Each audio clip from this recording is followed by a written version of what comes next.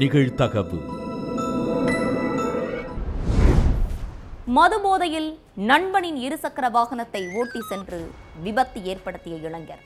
சேதமடைந்த பைக்கை சரி செய்து தருமாறு கேட்ட நண்பனுக்கு கொலை மிரட்டல். புகார் அளித்தும் நடவடிக்கை எடுக்காத காவல்துறை. கொலை மிரட்டல் விடுத்தவரை வெட்டி வீசிய நண்பர்கள். உறவினர்களின் போராட்டம், காவலர்களுடன் வாக்குவாதம் என பரபரப்பான காட்டுமன்னார் கோவில். நடந்தது என்ன?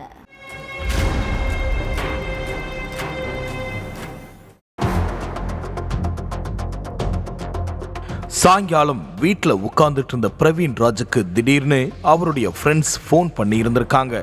மச்சான், அவங்க வீட்டு வாசல்ல தான் நின்றுட்டு இருக்கோம், வா டீ கடைக்கு போயிட்டு வரலாம்னு கூப்பிட்டு இருந்திருக்காங்க. பிரவீனும் வீட்டில இருந்து கிளம்பி கும்பலா தெருவில் நடந்து போயிட்டு இருந்திருக்காங்க. அப்போ ஆள் நடமாட்டம் இல்லாத இடத்துல நடந்து போறப்போ கூட வந்த ஃப்ரெண்ட்ஸ் 3 பேரும் சேர்ந்து மறைச்சு வச்சிருந்த கத்தி அரிவாளை எடுத்து பிரவீனை சரமாரியா வெட்டி போட்டுட்டு மின்னல் வேகத்துல அங்கிருந்து தப்பிச்சு போயிருந்திருக்காங்க. மகனை கூட இருந்த பசங்களே வெட்டி போட்டுட்டாங்க அப்படிங்கிற தகவலை கேட்டதும் பதறி அடிச்சுட்டு ஓடி வந்த பிரவீனுடைய அம்மா பெத்து வளர்த்த மகன் சடலமா கிடக்கிறத பார்த்து கதறி அழுதுருக்காங்க.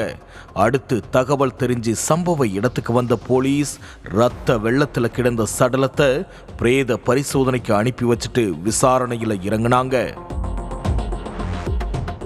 பிரவீனை யார் இப்படி பண்ணதுன்னு அங்க இருந்தவங்க கிட்ட விசாரிச்சப்பதான் பிரவீனை யாரு கொன்னாங்க அப்படிங்கிறது போலீஸுக்கு தெரிய வந்திருக்குது. அடுத்து சம்பவம் நடந்த பகுதியில் இருந்த சிசிடிவி கேமராக்களை ஆய்வு பண்ண காவலர்கள் கொலையாளிகள் 3 பேரையும் ஸ்டேஷனுக்கு தூக்கிட்டு வந்து விசாரணை நடத்தியிருக்காங்க. அதுல தான் கொடூர கொலைக்கு பின்னாடி இருக்கிற விஷயமே வெளியே வந்திருக்குது. கடலூர் காட்டு மன்னார் கோவிலை சேர்ந்த 24 வயசான பிரவீன்ராஜ் மேல அடிதடி திருட்டுன்னு பல ஸ்டேஷன்கள்ல ஏகப்பட்ட கேஸ்கள் நிலுவையில் இருக்கிறதா சொல்லப்படுது. பிரவீன்ராஜுக்கு அதே ஏரியாவை சேர்ந்த மணிகண்டன், சிவராஜ், செந்தில் 3 பேரும் க்ளோஸ் ஃப்ரெண்ட்ஸ். எந்த வேலை வெட்டிக்கும் போகாம 4 பேரும் ஊதாரியா சுத்திட்டு இருந்ததா சொல்லப்படுது.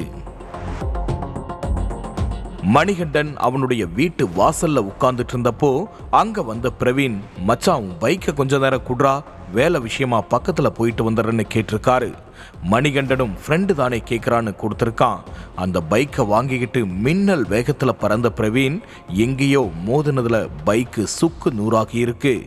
இந்த விஷயம் தெரிஞ்சதும் கொந்தளிச்ச மணிகண்டன் உடனே பிரவீனுக்கு ஃபோன் பண்ணி கண்ட மேனிக்கு திட்டி இருக்கான். என்னுடைய பைக்கை ரெடி பண்ணி கொடு, அப்படி இல்லனா அதுக்கான பணத்தை கொடுன்னு கேட்டிருக்கான். பைக்கை உடைச்சது மட்டும் இல்லாம மணிகண்டன் கிட்ட தெனாவட்டா பேசி இருக்கான் பிரவீன்.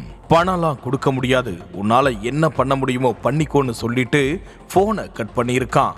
அதனால ஆத்திரமான மணிகண்டன் நேரா போலீஸ் ஸ்டேஷனுக்கு போய் புகார் தெரிவிச்சிருக்கான்.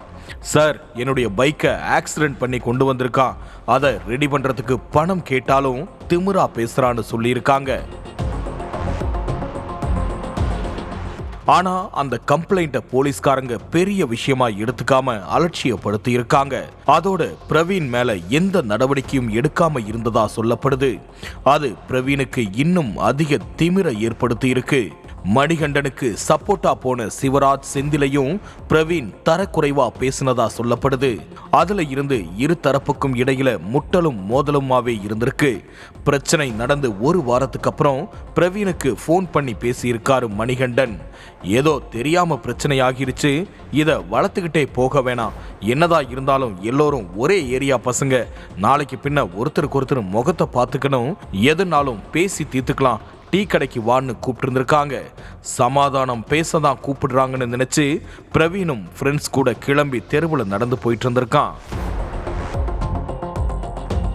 அப்போ ஆள் நடமாட்டம் இல்லாத இடத்துக்கு வந்ததும் என் பைக்கு மேல கைய வச்சது மட்டும் இல்லாம எங்க கிட்டயே திமிரா பேசுறியா, உன்னை அப்படியே விட்டா இனிமே ஏரியாவில் எங்களை யாரு மதிப்பான்னு கேட்டு மறைச்சு வச்சிருந்த கத்தியை எடுத்து பிரவீன் வயிற்றுல சரமாரியா குத்தி கிழிச்சிருக்காங்க அந்த கும்பல்.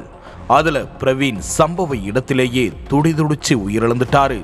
பிரச்சனை நடக்கிறதுக்கு முன்னாடியே மணிகண்டன் கொடுத்த புகார் மேல போலீஸ் நடவடிக்கை எடுத்திருந்தா இந்த கொலை அரங்கேறி இருக்காதுன்னு பிரவீனுடைய சொந்தக்காரங்க குற்றச்சாட்டை முன் வச்சிருக்காங்க.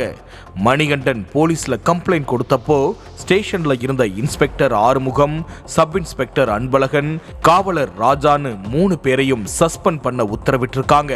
அது மட்டுமில்லாம இந்த கொலையில தலைமறைவா இருக்கிற சக்திவேல், கவியரசனை போலீஸ் வலை வீசி தேடிட்டு வராங்க.